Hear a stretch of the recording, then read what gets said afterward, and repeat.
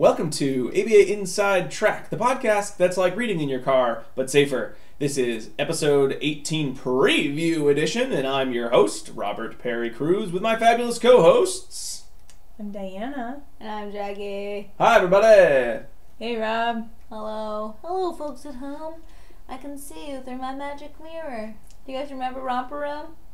No, probably not. I was not born in the 60s, so no, I don't remember I watched Romper Romper Room. Room. Romper Room was when, all the kids would get together and the lady on the TV would hold a mirror and she'd be like, okay, let's see who I can see through my magic mirror. And she'd be like, and I see Natalie, and I see Justin, and you just wish that she would call your name. This may have also been a Canadian TV show, but it's pretty amazing. She never called my name. She called my sister's name like 4 times.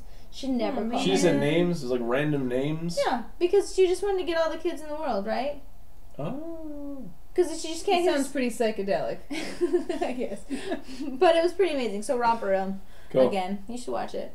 Well, in any case, when we're not talking about Romper Room, we're the podcast that talks about research in behavior analysis. And in our preview episodes, we typically don't have as much structure, as you can tell from the first 30 seconds of the show. But we will also tell you what we will be talking about on our full-length episode, which will come out next week. See, it kind of goes one to the other, right?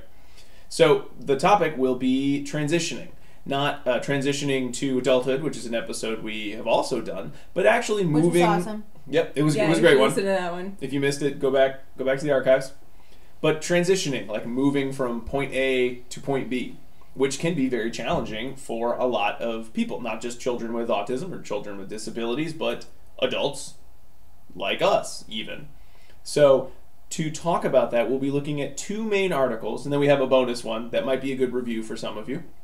And our articles for next episode are Functional Analysis and Treatment of Self-Injury Associated with Transitions by McCord, Thomson, and errata, 2001, in the Journal of Applied Behavior Analysis, and Decreasing Transition Times in Elementary School Classrooms Using Computer-Assisted Instruction to Automate Intervention Components by Hine, Ardoin, and Foster from the Journal of Applied Behavior Analysis, 2015. If you'd like a little bit more information about transitioning and kind of an overview of different treatments, antecedent-based treatments and consequence-based treatments, you can also check out Advance Notice for Transition-Related Problem Behavior Practice Guidelines by Brewer, Strickland, Cohen, Dotson, and Williams from Behavior Analysis in Practice, 2014. So those are our articles, and that is our topic for our next full-length episode. Cool. Hey, did anyone else besides me notice that I've been smiling this whole time because I'm looking at Diana and how she kind of blends in with the curtain behind us? So it just looks like her head. I'm just a floating head. Yeah. That's funny. Yeah. For those of you listening, too, it's not like a blue curtain and a blue sweater. It's a very lively graphically design. Patterned orange and white curtain and a graphically patterned maroon and white sweater. Mm-hmm. Yeah, so I look like I'm just a head on a large piece of carpet. It is true. Oh, that's awesome. But I look good. You look real good. You look great. Thanks, guys. Yeah. We need a better set, I think. What? What are you talking about? We gotta rent out the local theater and get a better backdrop, like That's a castle funny. Or perhaps. We're in Delaware. Hello, Wayne's World. Hey, we're in New York. That's funny. Okay, so transitions. Yeah. Jackie, you had a fun question. I did. So I was thinking about transitions, and I'm wondering, for you, fun. If you're listening, I used air quotes. What's your most preferred transitions right now in your life? See, this is a question that you had to really think about. I haven't asked them yet, really. Preferred. It's like a transition I want to go through. Yeah. Preferred. I feel like I was supposed to give you a definition right there. Preferred. Meaning. What's the origin of the word? Yeah. Can use it in a sentence. Well, I guess I prefer when I get to finally sit down on the couch. From what to what, though? At the end of the day. So, the closure of the day activity to sitting on the couch. That's there's first shift where you go to work. Yep. And then there's second shift where you do like a dinner, bath, bed. I don't have that shift, but routine. Yep. Mine's immediately sitting on the couch. I'm just kidding. It's not. And then sometimes, if you're Rob, there's third shift where you do the dishes. Yeah. Oh. But So usually I would I say- just go to the couch after second shift. Mm-hmm. Yeah. But that's my favorite transition. Well, that's my preferred, is going from the dishes to anything else at all in the house. Sometimes I think I'd even rather go from the dishes to a different chore. I actually there are chores I'll do before the dishes because I hate the dishes so much that I would rather go clean the toilets Wow. and then do the dishes. Wow. Yeah. I love doing the dishes. I got dishes. You want to come to my house and do my dishes? I might because I'm already here, so I can do them. But I do the dishes in the night and in the morning because I find it like so cathartic. Where do they come from? Oh, the dish monster. I guess so. You have like opposite dish elves. Yeah, so I usually do the dishes after we eat dinner, and then there's usually some snack happening. Oh yeah. Right, so snack Cereal happening. bowl, You never tea know. mug. Yeah, and then I eat breakfast, and I'm a waffle eater. So I just had a weird breath right there to do that. Waffle eater. You're very excited about waffles. That's fine. I was thinking. I was just gonna let you go. I didn't know. Is that what your else you wanted preferred to say about- transition? No. From anywhere to waffles? Yeah, I just started eating waffles, and I really like them. But yeah, so then I'll do the dishes after. It's not my most preferred I see. Okay. transition, but What yeah. is your most preferred? So you have couch. Rob has going anywhere from dishes to anything else. I think mine is going from dog prep to dog walking. Mm. So I have 2 dogs. Both of them need harnesses, need leashes. Mhm. I need to like gather treats because I have one dog that's leash reactive. Gather some poop bags. Mhm. Put on my shoes, which is a little bit difficult sometimes. Your fanny pack. My fanny pack. Have you ever seen a picture of me and with my awesome fanny pack? Which I've gotten a lot of comments on. It holds treats and bags in my phone, and it's so helpful. I don't care if I look like an 80-year-old lady. It's okay. And so, like, putting my jacket on and, like, getting dogs out the door is highly aversive, actually, because they're just so excited and they're, like, whining and jumping. And I should probably do something about that, but I haven't yet. So, but going, like, getting onto the porch and then starting the walk is, like, so glory-ish. Glorious. Glorious. Yeah, that's a word. That I think that's actually my most preferred transition of the day. Yeah. Because I love walking my dogs. It's my favorite activity, but I don't like preparing it. I don't preparing for it. Mm-hmm. Yeah. What about your most unpreferred transition?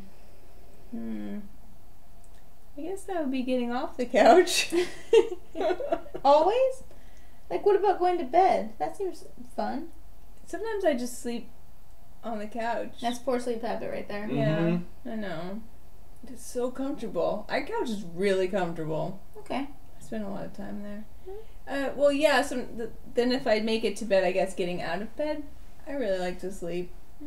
She does. Yeah, I really do. It is fun. I don't like to transition from whatever activity is going on to getting The dishes. my kids to brush their teeth. Oh, yeah, that's true. Really don't like that one. okay. Some of it is, I think, because for some reason the hardest time to get them to both go to the same place at the same time, and because I physically hate helping them brush their teeth. I love them and I want the teeth to rot out of their heads. I just really don't want. I want them to be really, really good at brushing their teeth, and they're better, but not quite there. Yeah. And getting it together, and you know it's 2 minutes because you know it's a minimum of 2 minutes to brush your teeth, so you know you're trying to deal with that for a set amount of time. Right. And I love reading. I love reading to the kids. I'd read to both kids. We usually take turns. Yeah. But I hate the brush teeth part. It's just the worst. Okay. So that is not a preferred transition. It is actually probably aversive. I think I usually have something I have to do while they're brushing their teeth, so Diana has to do it. That's funny. But yeah, but they fight Oh God. over who gets to stand on the stool. You guys should just get 2 stools. There's not enough room in the Yes. bathroom for Make 2 a bigger stools. bathroom. Duh. There. Yeah, there you Duh, go. guys. My God, you're right. You found the function. You found the function of our behavior. Well, what's Lack of interesting giant is- bathroom. Yeah, both of you described your high preferred activity, Mm-hmm. possibly based on how aversive the previous activity That's true. was. Mhm. That's very true. Right? Like you love walking the dogs and you love reading stories, and both of those come right after your most hated activities. Yeah. I think the transitions that I hate the most though, going from the bottom of my Starbucks cup to the trash. Oh yeah? When my Starbucks is all done, I feel a sense of loss. Aww. And I get like really sad each time. I think it's because I've been, you all know I have a Starbucks addiction. I like chai tea lattes, and I've been limiting myself to once a month, sometimes once a week. We'll put that quiet. Hopefully my husband's not listening. And so when it's over, I only get the tall, so it's not a ton. And when it's over, I'm like drinking. I have like one sip, and I know it's gonna end, and I feel so sad. Sometimes I'll hold on to it for like hours, which is disgusting because it's like milk, like when it's just like rotting in my cup, but I just don't want to drink it because it's the last Then sip. it's all gone. Mm-hmm. And I'll keep it on my desk for a while too, and sometimes just like open the lid, like see if there's any like froth in there that I can drink. It's like pretty bad, but I hate going from having a drink to not. Well, what if after it was done, then you put like one of these teas in there? Because it's chai. It's not the same. It's not the same, but it's like a step down. That's true. Yeah, So maybe. it's a step down plan. I could do that, and maybe it will be less aversive. But yeah, so interesting. You guys should all think about what you hate and love about transitions. Transitions are hard. They are. Mm-hmm. Well, luckily we're here to talk about someone else's hard work on researching Right, transitions. yeah. So you guys should listen next week. We'll tell you some different strategies that you can use. Break it down. Yeah, to make transitions easier for the kids that you work with. Mm-hmm. Well, before we go, we want to have a little errata. Not too much this week, but we did have some. For new listeners or watchers, we have a section called errata, which is where people can write in and tell us what we do wrong. And luckily, most people don't write in and say things we're doing really wrong, which is kind of them. So we mostly just use this. Though. You certainly can. Yeah. You certainly can, but we mostly use this period now to talk about things that either people have posted online or emailed to us, or things that are just sort of relevant to the goings on, our goings on. I had a few. I did not pull their names, but we had a couple people posting on the website avainsidetrack.com, posting underneath the episode posting. So rather than on iTunes or on the Facebook page, putting it right on the website. And I thought that was nice because then it starts a little dialogue. Some folks had some interesting things to say about working with adults and ADHD, and it's fun to read and see that we're helpful at sort of sharing this information with people, but then also gives an idea of the types of listeners we have. So if people come and find the page, I'm glad that we have some of those comments there. So please feel free to keep commenting on the website itself right under the posting. We always like to get the idea of getting some discussion together too, because otherwise this becomes kind of a one-sided interaction. We want to be friends. So thank you if you've been posting on the website recently.